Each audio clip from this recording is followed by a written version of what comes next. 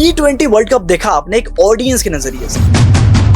After 54 games, we have arrived at the final. लेकिन cricket एक ऐसा गेम है जहां हजारों करोड़ों की बातें होती हैं, जहां ब्रांड्स और प्लेयर्स दोनों जमकर पैसा बनाते हैं। इस वीडियो में हम आपको सब बताएंगे कि कौन, कहां, कैसे और कब पैसे कमाता है क्रिकेट में। नमस्कार, मेरा नाम ऋतिक पांडे और आप देख रहे हैं पॉलिटिक्स वाला। 8 मार्च 2026 को इंडिया वर्सेस न्यूजीलैंड का फाइनल मैच हुआ। 3.5 से 4 घंटे के मैच में लगभग 550 करोड़ की टोटल कमाई हुई क्रिकेट सिस्टम को। देखो, जिस स्टेडियम में यह मैच हुआ, नरेंद्र मोदी स्टेडियम, वो 1,32,000 सीटर है। एवरेज टिकट प्राइस अगर आप 8,000 भी रखते हो तो 105 करोड़ का टोटल बिजनेस बनता है। वैसे तो टिकट के दाम 5,000 से 50,000, 1.5 लाख तक के भी होते हैं, और ब्लैक में मिलने वालों टिकटों की तो बात ही छोड़ दो, उस पर मैं बात नहीं कर रहा। फिर भी मैं आपको एक रियलिस्टिक एस्टिमेट बता रहा हूं कि 105 करोड़ बनता है सिर्फ स्टेडियम टिकट से। ब्रॉडकास्टिंग एड के बारे में अगर आपको पता हो, नहीं पता तो हम बताते हैं। आप जिस भी प्लेटफॉर्म पर मैच देख रहे हो, चाहे वो हॉटस्टार हो, जियो सिनेमा हो या फिर कोई टीवी चैनल हो, उन चैनलों पर मैच के दौरान आने वाले जो एडवर्टीजमेंट है, प्रचार है, उसको कहते हैं ब्रॉडकास्टिंग एड। अब T20 वर्ल्ड कप जैसे मैचों के बीच में अगर एक 10 सेकंड का भी एड चला रहा है कोई कंपनी, तो 20 से 25 लाख तक आराम से देना पड़ जाएगा। और ये इतना बड़ा मार्केट है एडवर्टीजमेंट का कि इस बार के फाइनल T20 वर्ल्ड कप में डिजिटल प्लस टीवी को मिलाकर 150 से लगभग 200 करोड़ की रेवेन्यू जनरेट हुई है। इन सब के अलावा इस बार के मैच में इंडिया जो कि विनर रहा, उसको आईसीसी ने 27 करोड़ का विनिंग प्राइस दिया, और ऊपर से बीसीसीआई ने 131 करोड़ का बोनस भी दिया टीम इंडिया को। न्यूजीलैंड जो कि रनर अप रहा, उसको 14.5 करोड़ रुपए मिले। सेमीफाइनलिस्ट इंग्लैंड को लगभग 9 करोड़ मिले, और इसके अलावा बाकियों को भी लगभग 7 करोड़ मिले, जिनमें पाकिस्तान और अनबीट टीम उसमें शामिल थे। बात यही नहीं रुकती, इसके अलावा भी स्पॉन्सरशिप से बहुत ही अच्छा पैसा मिलता है। तो अब शायद आपको इस बात का थोड़ा अंदाजा हो गया होगा कि सिर्फ एक फाइनल मैच से 500 करोड़ कैसे बनाए जाते हैं। लेकिन अगर बात करें कि अभी ये क्रिकेट कंपनियां कैसे पैसे कमाती हैं, तो उसके बारे में भी आपको बताता हूं। वैसे तो बीसीसीआई दुनिया की सबसे बड़ी क्रिकेट रेवेन्यू ऑर्गेनाइजेशन है, लेकिन आईसीसी यानी कि इंटरनेशनल क्रिकेट काउंसिल के अंडर में आता है ये बीसीसीआई। वहीं आईसीसी के चेयरमैन हमारे अमित शाह के सुपुत्र जय शाह हैं। जनाब जब 2024 में खड़े हुए थे तो इनके अलावा आईसीसी में कोई और कैंडिडेट ही नहीं था चेयरमैन पद के लिए। खैर, कमल को आजकल मजबूरी में भी खिलना पड़ता है। आईसीसी और बीसीसीआई में फर्क बस इतना है कि आईसीसी स्कूल का प्रिंसिपल है और बीसीसीआई स्कूल का सबसे अमीर बच्चा। आईसीसी के 80% कमाई का जरिया बीसीसीआई है। 20,000 करोड़ की कंपनी है बीसीसीआई, जो अकेले शेयर होल्डर है। ना कोई लिस्टेड स्टॉक मिलेगा, ना कोई गवर्नमेंट ओवरसाइट मिलेगा, फिर भी दुनिया की सबसे अमीर स्पोर्ट्स ऑर्गेनाइजेशन है। बीसीसीआई सबसे ज्यादा जो पैसा कमाता है वो ब्रॉडकास्टिंग राइट्स बेच के कमाता है। यानी आईपीएल कौन से प्लेटफॉर्म पर दिखाया जाएगा, 2026 से 27 के लिए 48,000 करोड़ में राइट्स बेचे थे बीसीसीआई ने। डिज्नी स्टार को बेचे थे, वीडियोकॉम 18 को बेचे थे, जियो स्टार जैसे बड़े कंपनियों को बेचा गया था। यानी सिर्फ दिखाने के जो पैसे हैं वो 130 करोड़ रुपए बनते हैं पर मैच के हिसाब से।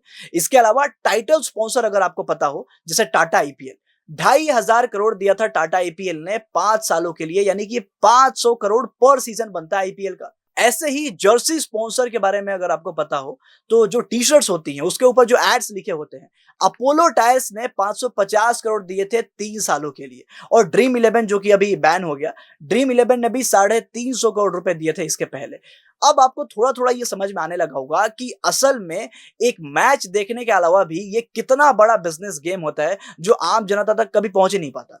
इस बार तो ये भी अनुमान लगाया जा रहा है कि बीसीसीआई का टोटल प्रॉफिट 6,500 करोड़ का होगा 2026 में। जब इतना बड़ा ऑर्गेनाइजेशन है तो जाहिर सी बात है इनमें खेलने वाले खिलाड़ियों की भी इनकम आसमान छू रही होगी। संजू सैमसन ने फाइनल में 89 रन यानी कि 89 रन बनाए। बीसीसीआई ने उन्हें 6 करोड़ का बोनस दिया। लेकिन संजू सैमसन की असली कमाई क्रिकेट से नहीं बल्कि ब्रांड से होगी। एक तो बीसीसीआई सेंट्रल कॉन्ट्रैक्ट साइन करता है, जिसमें वो ग्रेड ए की जितने भी प्लेयर्स हैं, जैसे रोहित शर्मा हो गए, विराट कोहली हो गए, इन प्लेयर्स को 7 करोड़ पर ईयर की सैलरी मिलती है। लेकिन असली पैसा इनका ब्रांड इंडोर्समेंट से आता है। एक कहावत है कि जिसके पास जनता है उसकी दुनिया सुनता है। जिस प्लेयर की जितनी बड़ी ब्रांड वैल्यू होगी मार्केट में उसको उतना ही बड़ा पैसा मिलेगा। अब अभी के हिसाब से तो सबसे बड़ी ब्रांड वैल्यू विराट कोहली की है, तभी तो एक इंस्टाग्राम पोस्ट के लगभग 10 करोड़ रुपए मिलते हैं जनाब को। यहां तक कि प्यूमा ने 350 करोड़ का डील ऑफर किया था लाइफ टाइम के लिए, लेकिन विराट कोहली ने मना कर दिया क्योंकि खुद का ब्रांड जो बनाना है भैया।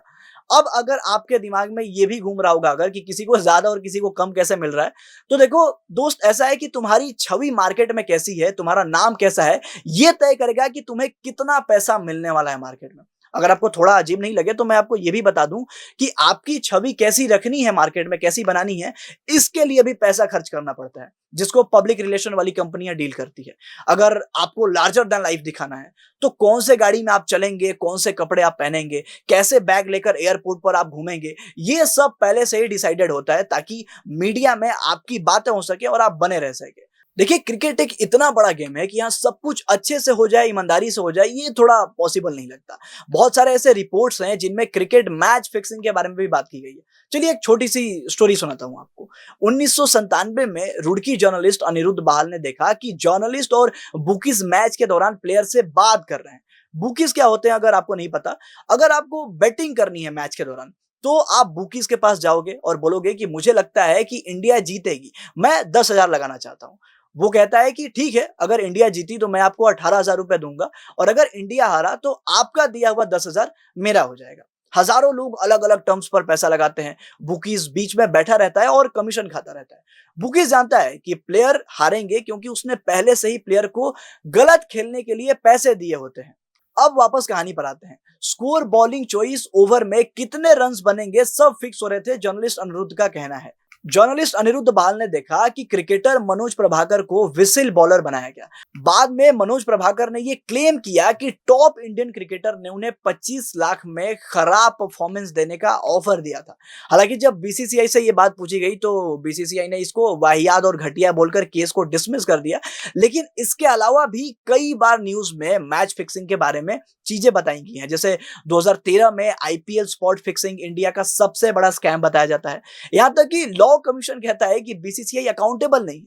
सेंट्रल इंफॉर्मेशन कमीशन कहता है कि बीसीसीआई को पब्लिक एजेंसी बनाना चाहिए, लेकिन बीसीसीआई कहता है कि हमारा क्रिकेट है, हम रूल बनाएंगे, और ऐसा ही होता हुआ आ रहा है। बहुत लंबे समय से बीसीसीआई में कोई ट्रांसपेरेंसी देखने को नहीं मिलती है, और इस तरीके से ये पूरा क्रिकेट का मॉडल कई सालों से चलता हुआ आ रहा है, जो सिर्फ टीवी पर मैच देखना और ऑडियंस पे बैठकर अपनी टीम के लिए चिल्लाने से कई ज्यादा बड़ा ऊपर और शानदार गेम है।